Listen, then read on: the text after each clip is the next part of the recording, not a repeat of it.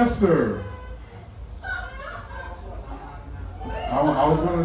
No, I'm not gonna step on that. We got Professor John Grimes coming to the stage, and he's a veteran. Thank you, Lewis. Living proof that being a veteran or a professor does not matter and it's not hard to do. Not hard to achieve whatsoever. Sorry, I missed my walk-up jam. You want to play it for a couple more seconds? I got 99 problems and at least 80 of them are bitches. Not all of them, but many of them. I hang out with a lot of female dogs. I am on this show because somebody dropped out, which is another good parallel of me being a professor and a dropout. I've dropped out of more colleges than any of you could ever get in. Law school, grad school times, 3, undergrad. I mean, it's fun. Why not be a lifetime student and then one day wake up to the fact that your wages are about to be garnished because you thought you could beat the system, but you couldn't. The system fucked me. All I wanted to do was live a responsibility and accountability-free life on the taxpayer dollar. The fuck's wrong with that? That's right. We'll get them. We'll get them. One step ahead. When I watched Aladdin as a kid, that song about being one step ahead of the coppers, that stuck with me. I'm like, Aladdin knows what he's doing. Look at this man. He's got like a hot princess, a fucking tiger. This guy's killing it. Flying carpet. Why aren't flying carpets real? I don't know. Anyway, my grandma was a teacher and a closeted lesbian, thank you. And I guess she is who got me into education because she knew it wasn't good for a little boy like me to just run and have free reign of a trailer park. I should at least know how to read. So she taught me how to read as a pretty young youngster. That has done me a world of good in a world where 50% of students can't read and the other 50% just won't. They're like, nah, fuck you, dude. We're not reading it. If it's not on TikTok, go fuck yourself. You're not even a real doctor, man. I heard from this chiropractor on TikTok that if you drink lemon seed oil, it cures AIDS. That's a doctor. Fucking get out of here with your libtard PhD. Idiot studying for 9 years to become a genius and then get shut down by incels on Reddit. Not that I'm bitter. Not bitter at all. R.I.P. Grandma. Hope you found some clam in heaven. All right. Lost them on the grandma. Okay, we'll get them back. She was a fine lady. She was a pioneer. She was a goddamn Methodist, a Christian woman. She just liked vagina and she was ashamed of it. That's how it was in the 70s, man. I guess, I don't know.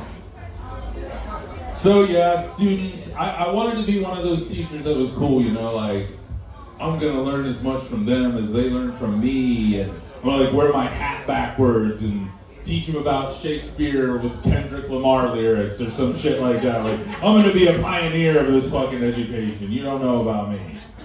Fuckers don't know about Grimes from the streets. Right on my street, it's a dead end. I felt like that was a good sign of what was to come. Now we call it a cul-de-sac because my wife's rich. But when I was a broke-ass youngster, we called it a dead end. That was like a little foreshadowing to the brokies. You just get used to dead ends, big yellows. We're warning you and you're still ignoring it. Dead end. Cul-de-sac. Now is the time of year on the cul-de-sac where you get into the lawn wars, the lawn wars of 2025. Every year, these fucking boring lanes I live next to, they can't wait to mow this fucking lawn. Every Saturday, it's like that movie, The Stepford Wives. I don't know if you guys are film buffs from the early 2000s, but basically it's a bunch of clone-ass robots that all like mow their grass at the same time and do that. It's like the fucking robot shit, and that is what it's really like in my suburb. Like, a couple weeks ago, I got a note, official like mail stamp, mailbox fucker. It said, it had a picture of my front yard with all the weeds and dandelions and shit, and it was like, you should have more pride in our community. Should I mean, it's so racist out there for one thing, and they hide that behind their weird garages. But even beyond that, it's boring. Like, I'm gonna get a ticket for not waving back enthusiastically enough. Like, these kind of whites are different out there. They're mad. And like, of course I have a dog and we have matching clothes and whatever, God bless. But I pick up the man's shit. I do not want to live in a shit-covered world. I don't know about you guys, when people are like, why do you do that? I don't know, like, what if nobody did? There would be more shit than that horse shit on those slave horses over there that get beat and die all summer. Don't ride those tourists, they're bad. Beat those horses to death. Shit, I lost my train of thought. Stupid animals. Anyway, pick up your dog's shit is what I was saying. And so I got a fucking bag of shit. I'm walking down like a cuck. And this guy like he almost breaks his fucking screen door open. And you can tell he wants me to have left the dog shit. He's been watching Fox News all day and he needs to yell at somebody now. Not his wife, that's boring. He needs to yell at me, it's better. Fair fight. Except he would probably kick my ass. Not the point. Like, I picked it up, and he was like, good thing, pussy, and then, that's my suburban experience. At once a badass and a pussy every day. You do get weird looks when you walk around matching clothes with your dog. Especially if you're covered in fucking tattoos you get when you're high, like ice cream cones and fucking Snapchat logos and shit. I don't know what I'm doing with my life, but the tattoos are about to be a problem, I think.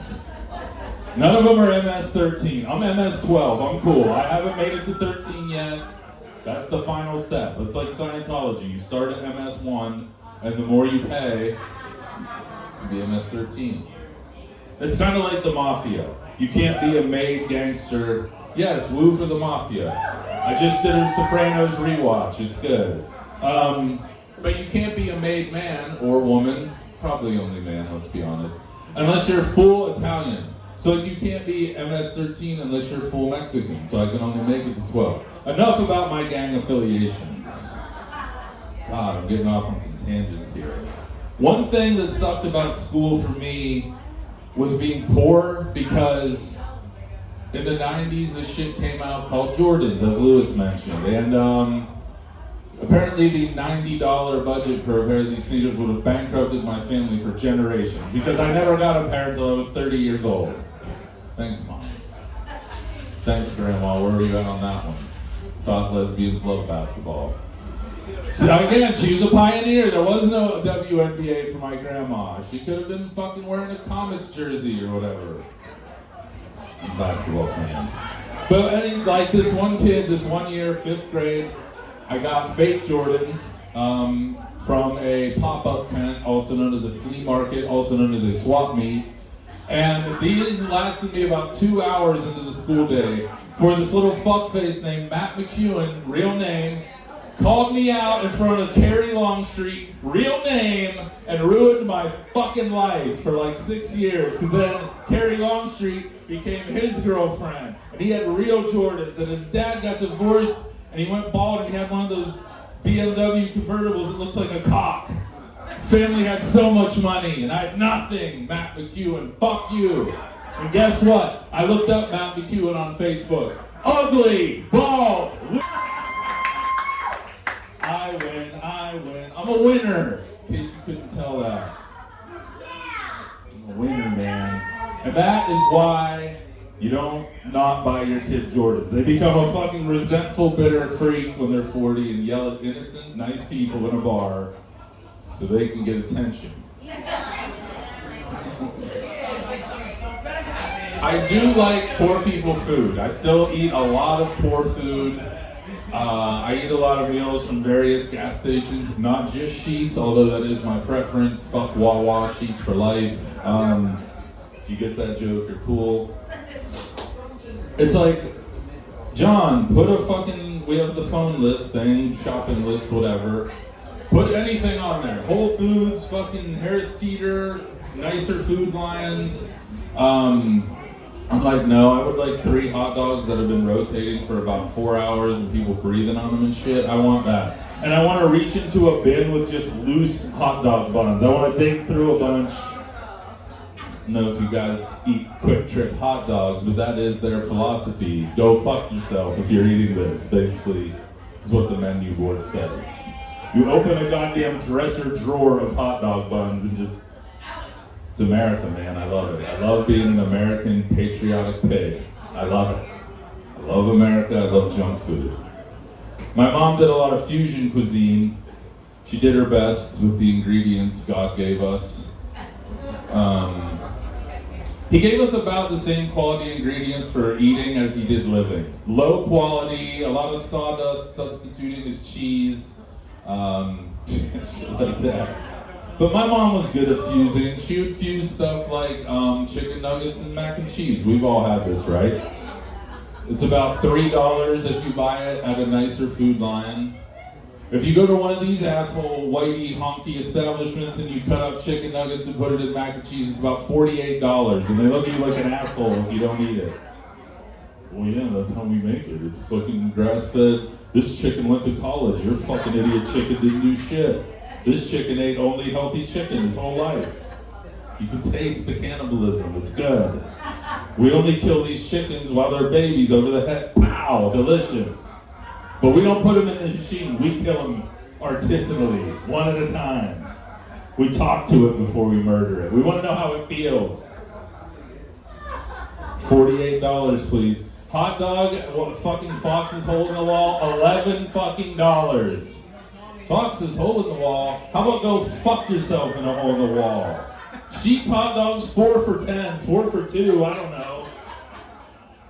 $11 for some fucking hot dog.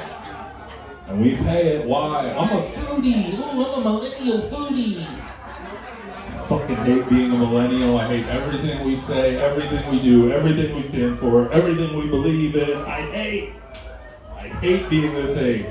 I'd rather be a boomer or a Gen Z, because guess what? They don't give a fuck about anything but themselves. And they win. They're rich. Look at those rich boomers right there. You think they were this when they were 40? No. They were in a C-suite getting jerked off by a fucking woman from a business trip. They're up here bitching about being too rich and not getting enough attention. I had a long week, friends, and I'm just letting you guys have it. I would go to therapy, but that shit is fake. I would love to support it, it's fake. It's a bunch of voodoo bullshit. I was in therapy for 11 years. Here's how good it worked. It's fake. Therapy is like dentistry and podiatry. You start out wanting to be a real doctor, you just go down slower and slower and slower and slower. I'm gonna be a therapist, Dad. Why did we send you to medical school, you homo? Therapy, that's fucking... Therapy should be a bullet. So I only need... We're not gonna go from dead grandma to school to suicide on this mission tonight. I love myself. And I love all of you. Thank you for coming. This is fun. I like this place. Yeah, woo. I like this place a lot. It's good. The liquor's good. It's like I can get pretty drunk here before I go home because I don't live that far, so it's safe. It's fine. Just kidding. Don't drink and drive. Smoke weed and drive. That's actually safe.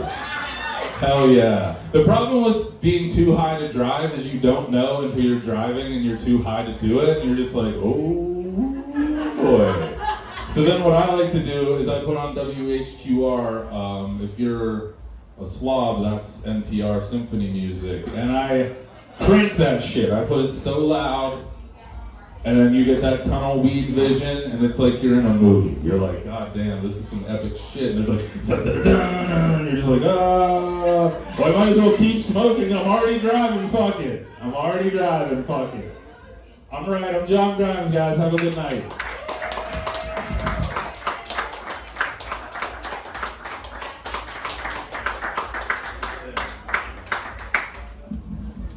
John Grimes coming in the clutch to perform. Give it up to John Grimes.